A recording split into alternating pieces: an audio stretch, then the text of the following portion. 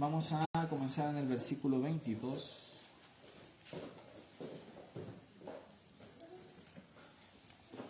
Efesios capítulo 5, versículo 22. ¿Están todos ahí, hermanos? Okay. Efesios 5, 22 dice: las casadas estén sujetas a sus propios maridos como al Señor, porque el marido es cabeza de la mujer, así como Cristo es cabeza de la iglesia, la cual es su cuerpo y Él es su Salvador. Así que como la iglesia está sujeta a Cristo, así también las casadas lo estén a sus maridos en todo. Maridos, amad a vuestras mujeres, así como Cristo amó a la iglesia y se entregó a sí mismo por ella. El día de hoy quería hablar un poco de la iglesia. No voy a hablar de las esposas ni los esposos porque no estoy casado. Puedo hablar lo que la Biblia dice acerca de ese tema, pero prefiero hablarlo cuando esté casado. Pero quería hablar acerca de la iglesia. ¿Qué es la iglesia y por qué nosotros necesitamos asistir a ella o no? He estado reflexionando un poquito de eso, sobre todo pensando también en Port Aysén. Qué importante es que una congregación, primero, que un lugar tenga una iglesia, es decir, un faro, alguien un grupo de personas que predique la sana doctrina, sobre todo en un lugar perdido, pero también que creyentes puedan tener una iglesia donde congregarse. Es fundamental y es importante, y quería hablar acerca de eso el día de hoy. ¿Qué entendemos por iglesia? Normalmente a mis apuntes les pongo numeritos, entonces pongo como punto 1, punto 2, punto 3, para ordenar las ideas. Pero le puse punto 0, porque es como, antes de siquiera hablar de la iglesia, tenemos que entender qué es, como un contexto básico.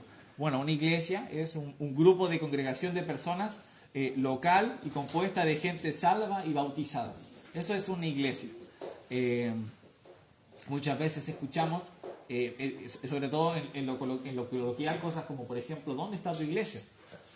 Bueno, si somos rigurosos con la definición de iglesia, no podríamos dar una definición exacta, a menos de que estemos todos congregados. Ahí podríamos decir, bueno, mi iglesia está ahí en ese momento.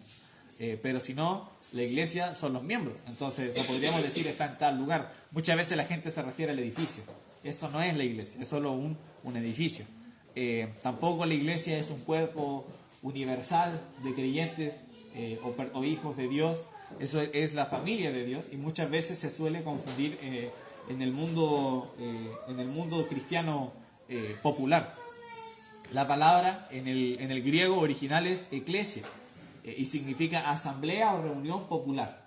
Entonces imagínense, cualquier reunión que se hace es una iglesia. Por ejemplo, voy a dar el ejemplo que primero se me viene a la mente, ya que sé que todos estuvieron un poco atentos con eso: el mundial. Si yo digo, voy a juntarme con mis amigos a ver un partido, eso es una iglesia. ¿Por qué? Porque, bueno, en el sentido griego, ¿no? De reunirse y digamos, nos juntamos en tal lugar a hacer tal cosa. Eso es una iglesia. Si hacemos en una junta de vecinos, eso era una iglesia. Entonces, en esa época, cualquier reunión local se le llamaba iglesia. Y es por eso que de esa palabra en griego deriva lo que hoy tenemos como iglesia. Entonces, una iglesia no es un edificio, no es un cuerpo universal, tampoco es, o no debería ser, un club donde solo hay una membresía y somos un club. Una vez con Pastor estábamos leyendo un libro acerca que se llamaba El Plan de la Evangelización Mundial, y decía de que muchas veces las iglesias que no servían se volvían un club de adoración mutua. Es decir, un club donde nos juntábamos y hablábamos cositas bonitas y nos decíamos que bueno, eres hermano, pero no hacíamos nada. Entonces eso tampoco es una iglesia neotestamentaria. La iglesia se describe como un cuerpo, y es por eso que estábamos nosotros en Efesios capítulo 5, el versículo 23, nos habla de que, dice, porque el marido es cabeza de la mujer, así como Cristo es cabeza de la iglesia, la cual es su cuerpo y Él es su Salvador. En más de una ocasión en la Biblia se menciona a la iglesia como un cuerpo, y Jesús siendo la cabeza, es decir, el líder, el jefe, quien manda, quien dirige, quien da las instrucciones, es Jesús. Él es el dueño, el propietario.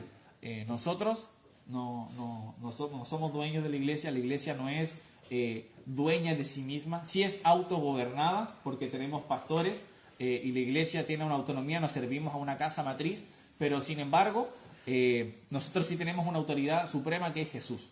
Él es la autoridad de la iglesia. Algunas características de la iglesia, no quiero que esto se vuelva como un estudio teológico de la iglesia, pero sí creo que es importante, y es de que nuevamente la iglesia es un lugar local de personas congregadas. Acompáñenme a Romanos capítulo 16. Romanos capítulo 16.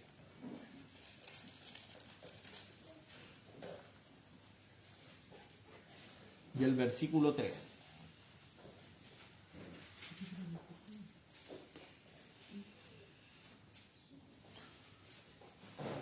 Dice: saludad a Priscila y a Aquila, mis colaboradores en Cristo Jesús, que expusieron su vida por mí, a los cuales no solo yo doy gracias, sino también todas las iglesias de los gentiles, iglesias en plural. Saludad también a la iglesia de su casa. Saludad a Epéneto, amado mío, que es el primer fruto de Acaya para Cristo. Entonces aquí, como dice muchas veces, este subtítulo nos ayuda a veces, el título del capítulo, que a veces nos ayuda a orientarnos un poco.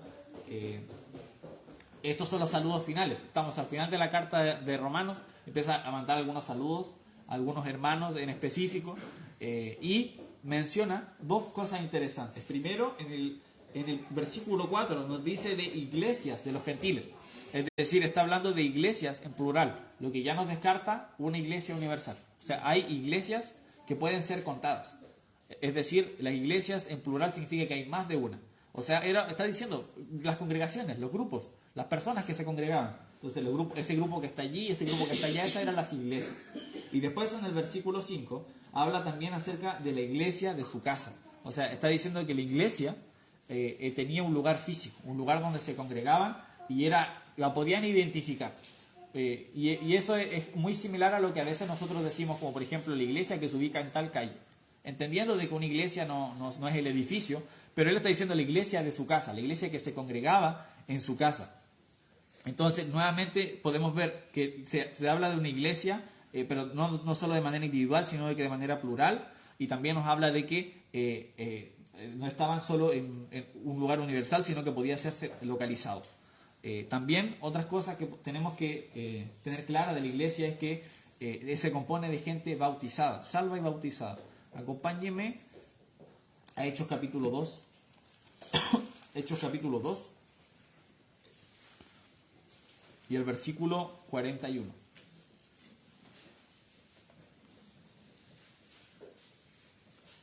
Hechos capítulo 2 y el versículo 41. Dice: así que los que recibieron su palabra, entonces nos dice que las personas que van a hacer la siguiente acción recibieron su palabra. Dice, los que recibieron su palabra fueron bautizados. Entonces, ¿quiénes eran bautizados? Los que recibían la palabra. Y se añadieron aquel día como 3.000 personas. Nuevamente, ¿quiénes eran añadidos? Los que fueron bautizados. ¿Y quiénes fueron bautizados? Los que recibieron la palabra. Entonces, ahí encontramos un sistema muy simple, pero que muchas veces se olvida, de cómo uno puede ser miembro de una iglesia, cómo se formaba parte de la iglesia, porque aquí la iglesia ya existía. Jesús comenzó la iglesia y tenían que añadirse un cuerpo. En este caso era la iglesia de Jerusalén, no había más iglesias. Y ahí se agregaban todos los que primero creían en su palabra y se bautizaban. Y por eso se añadieron 3.000 personas. Increíble número, ¿no? Ojalá poder hacer algo así también aquí. En el versículo 47 dice: alabando a Dios y teniendo favor con todo el pueblo, y el Señor añadía cada día a la iglesia los que habían de ser salvos. Entonces, la iglesia se iba añadiendo más personas. Entonces, el método de ingresar a una iglesia y el método en el que las iglesias se forman es a través de la predicación del evangelio y el bautismo del creyente. Y eso no es solo algo que vemos aquí en Hechos. Por ejemplo, en Hechos 2, podemos irnos a Hechos 16 y podemos ver el principio de la iglesia en Filipo. Hechos capítulo 16 y el versículo 15 nos dice, primero, en el versículo 15 nos damos cuenta de toda la transformación de Lidia. Dice: y cuando fue bautizada, hablando de Lidia y su familia, nos rogó diciendo: si habéis juzgado que yo sea fiel al Señor, entrad a mi casa y posad, y nos obligó a quedarnos. Algo que quiero agregar, que es como muchas veces dice pastor, cazar una liebre, no tiene que ver con el tema, pero sí me gusta mucho, es de la hospitalidad que tenían aquí los cristianos de esa época. Y deberíamos ser así también, porque ellos eran salvos, eran bautizados, y les decían: ándate a mi casa, vente a mi casa. Y eso me gustó mucho, el hecho de cómo eran hospitalarios. Y de hecho, ellos podrían tener más excusas para no ser hospitalarios, porque estaban siendo perseguidos. Imagínense resguardar en tu hogar a una persona perseguida por la ley. Y ellos lo hacían porque eran amorosos. Y deberíamos hacer así también. Una pequeña una cosa que se puede notar de este versículo. Entonces, Lidia creyó en el mensaje, Pablo le habló cuando ella estaba alabando, y ella cree y luego es bautizada, ella y su familia. Y después, en el versículo 33 del mismo capítulo, cuando tenemos la historia del carcelero, nos dice, vamos a leer desde el 32, dice, y le hablaron la palabra del Señor a él y a todos los que estaban en su casa. Y el 33 dice, y él tomándolos en aquella misma hora de la noche, les lavó las heridas y enseguida se bautizó él con todos los suyos. Entonces, nuevamente, ese método de funcionar. Ellos escucharon la palabra, creyeron, se bautizaron, y entonces ese fue el método que utilizó Pablo. Y así fueron comenzadas todas las iglesias. Se predicaba el mensaje de Jesús, el Evangelio, eran bautizados y se formaba parte, se hacían miembros de la iglesia. Y ese es el método que Dios nos ha dejado a nosotros también. Y me hace pensar eso en Porta y Sec. A veces puede ser un poquito desilusionante, yo pensaba, como ir a Aysén y hacer mucho esfuerzo y que vaya una o dos personas. Pero luego recuerdo que igual no llevamos ni siquiera un año yendo casi. Y es un trabajo lento. Y la gente también es muy reacia. Y aquí tampoco fue más fácil. O sea, los que conocen a Pastor y conocen la iglesia desde hace mucho tiempo saben que muchos miércoles era el pastor y hermana Ani y sus hijos y nadie más. Entonces, es un trabajo arduo. Pero así se hizo. Así se ha hecho desde hace 2000 años y se sigue haciendo así y funciona. Y eso es lo otro. El método que el Señor dejó funciona. No hay otro mejor método. Es el único método. Otra cosa que podemos notar de la iglesia es que tiene dos oficios. El pastorado y el diaconado. Nosotros podemos encontrar un poquito de eso en Primera de Timoteo capítulo 3. Si me pueden acompañar. Y como todo trabajo, estos trabajos tienen un currículum necesario, ¿no? Por ejemplo, si yo quiero trabajar en Google, me imagino que tendré que tener algún tipo de conocimiento en programación, a lo mejor en el área de marketing, en administración de empresas, puede ser. El Señor también tiene un currículum muy específico para los que quieran servir en una iglesia como pastores o como diáconos. En el versículo 1 del capítulo 3 de Primera de Timoteo dice, palabra fiel, si alguno anhela obispado, buena obra desea, pero es necesario que el obispo sea irreprensible, marido de una sola mujer, sobrio, prudente, decoroso, hospedador, apto para enseñar, no dado al vino, no pendenciero, no codicioso de ganancias deshonestas, sino amable, apacible, no avaro, que gobierne bien su casa, que tenga a sus hijos en sujeción con toda honestidad. Pues el que no sabe gobernar su propia casa, ¿cómo cuidará de la iglesia de Dios? No un neófito, no sea que envaneciéndose caiga en condenación del diablo. También es necesario que tenga buen testimonio de los de afuera, para que no caiga en descrédito y en lazo del diablo. Aquí nosotros podemos ver desde el versículo 1 hasta el versículo 7 una serie de características que tenía que tener una persona salva para poder ser un obispo, un pastor, un anciano de una iglesia. Y aunque dije que es como otro trabajo, en el sentido de que necesitamos un currículum, no es como otro trabajo porque el currículum que se pide es diferente. No son capacidades humanas. Lo único que se podría considerar, dice que sea apto para enseñar, pero no necesariamente. Está hablando más del carácter. ¿Por qué? Porque si vemos todo, desde el 1 al 7, está hablando de cosas de un carácter, de un buen cristiano. Por ejemplo, nos habla de que sea irreprensible, marido de una sola mujer, sobrio, prudente, decoroso, hospedador, apto para enseñar, no dado al vino. Son puras cosas que tienen que ver con el carácter de un buen cristiano. No es como un trabajo que no importa cómo seas en la casa siempre y cuando hagas bien tu pega. Quizás una persona puede ser excelente predicando, enseñando, armando mensajes, es una persona muy inteligente, a lo mejor alguien que antes de haber empezado a asistir a una iglesia, a lo mejor era un escritor o era un profesor en Harvard, imagínense, una persona capa, lo más capa que hay. Pero a Dios no le importa eso, a Dios no le importa qué tan buena sea nuestra cabeza, sino qué tan bueno es nuestro corazón. No sé si tiene sentido a lo que voy. Quiere decir que debemos tener un carácter bíblico. Él busca hombres con carácter fuertes, sólidos, para poder servir en la obra. Y es por eso que, por ejemplo, pide cosas como el testimonio. Sí requiere cierto conocimiento bíblico, por eso habla de que no sea un neófito, alguien nuevo en la fe, en el versículo 6. Pero muchas cosas como por ejemplo el gobernar la casa, no ser pendenciero, ser hospedador, son cosas de un carácter bíblico, que muestran el fruto en la vida de una persona. Entonces, el pastor es aquel que cuida de la grey de Dios, la alimenta, y es por eso que Dios pide tantos requisitos. Es una gran responsabilidad, no es una responsabilidad cualquiera. Así que después de esto vayan a darle un abrazo a su pastor y dígale gracias, pastor, porque es mucho trabajo, no es tan fácil. Entonces ya entendemos a grandes rasgos qué es una iglesia. Nosotros ahora veamos por qué debemos asistir a una iglesia. ¿Cuál es el propósito de este cuerpo tan complejo que Dios nos ha dejado hasta el día de hoy? Una de las razones de por qué debemos asistir a una iglesia, debería ser la única razón, la verdad, es porque Dios dijo que debemos hacer. Dios dijo que nosotros debemos congregarnos. Y si Dios dice algo, nosotros lo hacemos. Hebreos capítulo 10, versículo 25. Hebreos capítulo 10 y el versículo 25. Vamos a comenzar del 24 también. Dice: y considerémonos unos a otros para estimularnos al amor y a las buenas obras, no dejando de congregarnos, como algunos tienen por costumbre, sino exhortándonos, y tanto más cuando veis que aquel día se acerca. Entonces, aquí está animando a los hebreos, el autor de esta carta.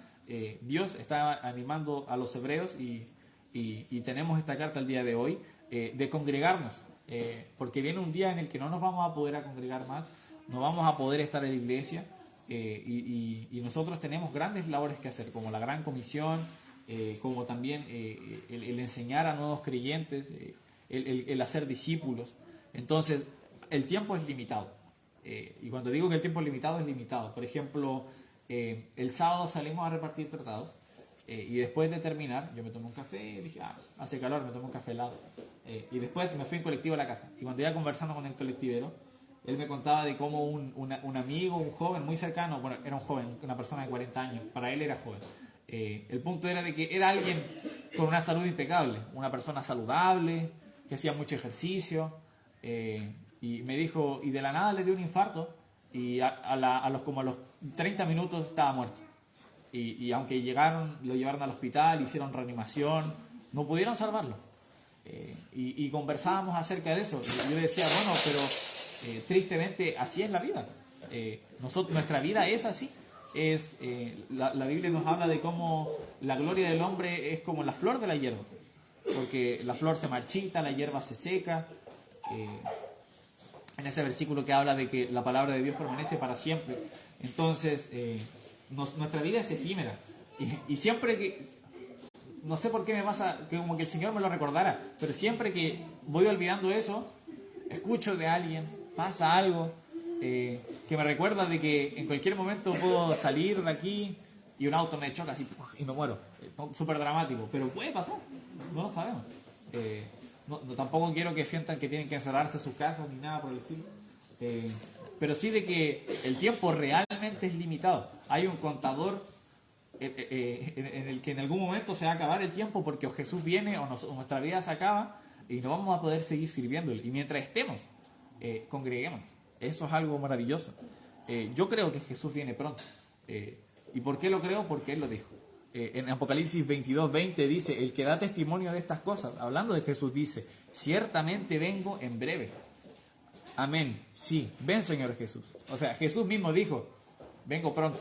Dijo, en breve vengo, así que no se relajen. Eso está diciendo. Entonces deberíamos vivir como si Jesús llegara mañana. Deberíamos vivir de esa manera. Nos queda un día para poder servir a Dios y deberíamos hacer tantas cosas, podemos hacer tantas cosas. Y una de esas cosas es el congregarse. Creo haberlo comentado en más de una ocasión. Una vez leí en un libro cómo explicaba en el contexto del libro de Hebreos. Es un libro muy, muy interesante, sobre todo cuando a veces tenemos dudas, o la gente tiene dudas con el Antiguo Testamento y sus tradiciones y sus sacrificios. El libro de Hebreos, como una vez también comentó Pastor, se puede resumir en que Cristo es mejor, que Jesús es mejor que los sacrificios y que las fiestas y que los días de reposo, y que todas esas cosas eran una sombra mostrando lo que iba a venir. Por eso, y habla de cómo, por ejemplo, la sangre de los sacrificios de los machos cabríos no era suficiente, pero la sangre de Jesús sí. Y con un sacrificio de Él fue suficiente. ¿Por qué? Porque ellos tenían que hacer sacrificios anualmente por los pecados del pueblo. Pero Jesús murió una vez por los pecados de todos. Entonces, en muchos ámbitos Jesús supera a la ley. Y ellos estaban tratando de volver a la ley por lo difícil que era vivir siendo cristianos. Entonces Él les anima, el autor, dentro de muchas cosas, a seguir congregándose. Entonces, imagínense, cuando nosotros estamos pasando momentos difíciles, por persecución por el Evangelio o simplemente tribulación, es cuando más necesitamos estar cerca de la iglesia. Es por eso que en un contexto difícil le está diciendo, no dejen de congregarse. Y yo sé que aquí muchos han pasado momentos difíciles, y la iglesia ha podido estar ahí para ustedes y pueden darse cuenta de que realmente es maravilloso tener a la iglesia al lado en momentos así. Al pastor y a los hermanos ayudando. De muchas maneras se puede ayudar y eso es muy, muy bello. Otra de las razones de por qué debemos asistir a la iglesia es porque es uno de los métodos de nutrición del creyente. Acompáñenme a Efesios nuevamente, pero el capítulo 3.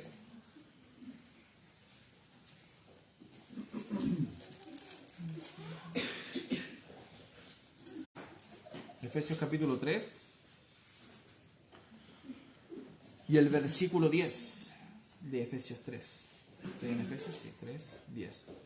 Para que la multiforme sabiduría de Dios sea ahora dada a conocer por medio de la iglesia a los principados y potestades en los lugares celestiales. Entonces, la iglesia es un método para dar conocimiento a los mismos creyentes y también al mundo. Otro ejemplo de esto, no tienen que ir, pero nosotros habíamos estado en Hechos capítulo 2, leímos el versículo 41. En el versículo 42 dice, y perseveraban en la doctrina de los apóstoles, en la comunión unos con otros, en el partimiento del pan y en las oraciones. Entonces Dios desea que asistamos a una iglesia porque la predicación de la palabra es un método de alimentación. Nosotros tenemos pastores, y piensen en la palabra pastor también como un pastor de ovejas, porque los pastores llevan a las ovejas a pastar, las llevan a tomar agua y las llevan a pastos como nosotros los podemos encontrar, por ejemplo, cuando leemos Salmo 23, diciendo que Jehová, nuestro pastor, nada me faltará. Dice, dice creo que por delicados pastos me pastoreará, creo que dice, y nos muestra de que una de las labores de un pastor es alimentar a las ovejas. De la misma manera, sucede con la iglesia. Dios le dejó la grey de Dios encargada a los pastores y ellos se encargan de alimentar a la congregación. Y si tú crees que no necesitas, estás muy soberbio. De hecho, si tú crees que no necesitas, te faltó escuchar el primer punto de la predicación de hoy en la mañana. Estuvo muy bueno. Acerca de las cosas que Dios aborrece. La primera era los ojos altivos.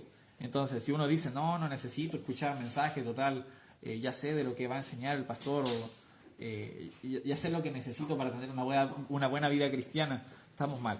La iglesia necesita, los cristianos necesitan de la iglesia, y también la iglesia se necesita a sí misma. La iglesia necesita a sus miembros. El miembro necesita a la iglesia y la iglesia a sus miembros. Cada uno de ellos. Todos son importantes. Acompáñenme a 1 Corintios capítulo 12. Yo creo que todos saben a dónde voy ahora. 1 Corintios capítulo 12.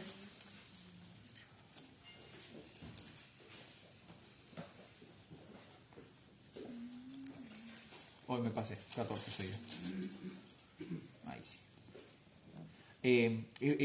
Versículo 12 de 1 Corintios 12 dice, porque así como el cuerpo es uno y tiene muchos miembros, pero todos los miembros del cuerpo, siendo muchos, son un solo cuerpo, así también en Cristo. Porque por un solo espíritu fuimos todos bautizados en un cuerpo, sean judíos o griegos, sean esclavos o libres, y a todos se nos dio a beber de un mismo espíritu. Además, el cuerpo no es un solo miembro, sino muchos. Entonces aquí nos habla de que el cuerpo, la iglesia, son muchos miembros. Y así como un cuerpo, muchos miembros, los miembros son diferentes. O sea, nosotros no somos todo manos, y después el pasaje empieza a decir eso. Nosotros no somos todo manos, o todo ojos, o todo orejas. Tengo dedos, brazos, piernas, órganos internos. Nuestro cuerpo es realmente complejo, y yo sé que las personas que han estudiado esto quedan maravilladas de la creación del Señor, de lo perfecta que es, y utiliza su creación para darnos el ejemplo de cómo funciona una iglesia. Y es por eso que en el 15 dice, si dijera el pie, porque no soy mano, no soy del cuerpo, por eso no será del cuerpo. Entonces, eso también pasa cuando nosotros nos comparamos y decimos, pero yo no soy como tal hermano, entonces no pertenezco a la iglesia. No, Si nosotros somos salvos y bautizados, tenemos una misión dentro de la iglesia, una utilidad para el Señor. Si nosotros realmente queremos servirle, nosotros vamos a encontrar áreas en las que nosotros podemos serle útil. En el versículo 18 dice: mas ahora Dios ha colocado los miembros, cada uno de ellos, en el cuerpo como Él quiso. Es decir, Dios tiene planeado para nosotros lo que debemos hacer. Dios te puso en esta iglesia en este momento, si eres miembro, y tiene planes para ti, para que sirvas. Y con todos tus dones que tienes y también con todas tus falencias, Dios puede utilizarte grandemente. El tema es también recordar de que no somos nada. O sea, la obra no depende de nosotros tampoco. No te creas, Dios me escogió porque sabe que soy súper bueno en esta área. No. Dios sabe cómo utilizarte y Dios te ha dado muchos dones. Hay mucha gente que es muy buena en la música, muy buena en la enseñanza. Podemos servirle en muchas áreas, pero hay que estar dispuestos. Y hay que entender de que somos un cuerpo. La iglesia funciona unida. Y es por eso que cuando un miembro duele, todos los miembros se duelen. Es por eso también, y yo sé que esta iglesia lo hace muy bien, el hecho de preocuparse los unos por los otros. Cuando estamos en momentos difíciles, nos ponemos en contacto, porque cuando un miembro sufre, todos sufren. Y también cuando un miembro se alegra, todos se alegran. Fue bonito ver entrar al hermano Nelson de la mañana y que como 8 o 10 personas le dijeron: felicidades, hermano, felicidades. Porque nos alegramos con la alegría de los demás, pero también lloramos con los hermanos que están sufriendo. Y por eso somos un cuerpo. Entonces, vimos también de que cada miembro tiene una función fundamental. Imagínense vivir sin una extremidad. Muchas veces comentan de que puede afectar al equilibrio. Bueno, sin duda, si uno pierde, por ejemplo, una pierna, afecta a la movilidad. Pero incluso gente comenta de que cuando pierden, no sé, dedos, que dentro de todo no es tan grave, afecta a la movilidad. Yo, por ejemplo, tengo un compañero de carrera que no es de carrera, pero le hago clases. El punto es de que él tuvo un accidente trabajando en una carnicería y se sacó aquí, como la sierra le pasó por todo el dedo acá, y tuvieron que hacerle trasplante de piel. Entonces él ahora ya no puede cerrar la mano así, sino que el dedo lo tiene estirado siempre así, porque tuvieron que hacerle trasplante y todo. Entonces, incluso lesiones que en el ámbito de la amputación y cosas así no es tan grave, afectan grandemente al cuerpo. Entonces, imagínense perder un brazo o una pierna. Así se siente cuando un hermano se va de la iglesia y deja de servir y se desliga. Perder un miembro es doloroso. De hecho, otra cosa interesante de las amputaciones o de las pérdidas de miembros es que a veces la gente queda con dolor. Porque cuando uno hace así, aprieta cosas, por ejemplo, los nervios quedan tensados. Entonces, a veces cuando amputan, es como si tuvieran dolor en el brazo que no tienen y quedan con dolor por el resto de la vida y tienen que tomar medicamentos. Es bien complicado. Imagínense eso. La iglesia sufre cuando un miembro se va. Entonces es importante, cada uno de ustedes, hermanos, hermanas, todos aquí somos muy, muy importantes. Cada miembro es irreemplazable. Y son muy importantes porque Dios te puso, no porque tú eres genial y tú lo vales. Y tampoco estoy tratando así de ser un coach motivacional tampoco. Pero si Dios te puso aquí es por un motivo. Y otra cosa que quería hablar acerca de la iglesia, volviendo a Efesios capítulo 5, y otra de las razones por las que debemos congregar y le debemos dar importancia a la iglesia, es porque Jesús ama a la iglesia. Hay una frase que mi papá siempre me decía y que me gusta mucho, que decía: ¿cómo dices que amas a Jesús si no amas lo que Jesús ama? Es decir, si yo digo que amo a Jesús, pero por ejemplo yo no amo a mi hermano, estoy siendo mentiroso. Si por ejemplo digo que amo a Jesús, pero no amo al mundo en el sentido de los perdidos, las almas, y soy como por ejemplo como Jonás, que no quería que se salvaran en Nínive, no estoy siendo honesto. Entonces, si yo amo a Jesús y digo amo a Jesús, pero no amo a su iglesia, estamos muy mal. En Efesios capítulo 5, el 25 habíamos leído, dice: maridos, amad a vuestras mujeres, así como Cristo amó a la iglesia y se entregó a sí mismo por ella. Jesús fue una persona muy amorosa. Otro versículo que habla acerca de esto lo podemos encontrar en Juan capítulo 13. En Juan 13. Juan 13. A ver. Juan 13, 1 dice. Juan 13, versículo 1 dice: antes de la fiesta de la Pascua, sabiendo Jesús que su hora había llegado para que pasase de este mundo al Padre, como había amado a los suyos que estaban en el mundo, los amó hasta el fin. Jesús fue alguien muy amoroso. Y eso no es una excepción con su iglesia. Jesús amó a su iglesia. De hecho, el versículo que leímos dice que la amó y se entregó por ella. Es un amor sacrificial. Entonces, Dios se entregó a sí mismo por la iglesia. Ese es el amor de Cristo, un amor sacrificial. Ahora, no hay que malentender este versículo y decir: Jesús murió solo por la iglesia. No. La Biblia nos dice, por ejemplo, en Juan 3:16, que de tal manera amó Dios al mundo, que ha dado a su Hijo unigénito. Entonces, el amor de Dios es al mundo, el sacrificio de Jesús es hacia todo el mundo. Pero eso también incluye a la iglesia. Las personas salvas son personas por las que Jesús murió también. Y Jesús murió por esa iglesia. Y nos dejó con esa institución y la amó. Y entendemos que el amor no es simplemente el sentimiento de decir: ay, te amo, sino esa acción, esa decisión que nosotros podemos encontrar también descrita en 1 Corintios 13, que nos habla acerca de una acción, o sea, un sentimiento acompañado de una acción. Es decir, yo digo que amo a Jesús, por ejemplo, pero lo demuestro. ¿Cómo? Jesús dijo: si me amáis, guardad mis mandamientos. De la misma manera, acá hablando en Efesios capítulo 5 de los maridos y las esposas, si un marido ama a su esposa, la va a tratar bien. Entonces, el amor va acompañado de acciones. Si yo amo a la iglesia, voy a preocuparme por la iglesia, voy a preocuparme de asistir a la iglesia, voy a preocuparme de servir a la iglesia. Y pensaba en esto, y ya voy concluyendo, de por qué predicar de algo. Y yo sé que aquí muchos ya sabían muchas cosas de las que ya dije, pero creo que es importante porque estamos tratando de comenzar una iglesia en Puerto Aysén. Y yo creo que debemos estar más involucrados en eso.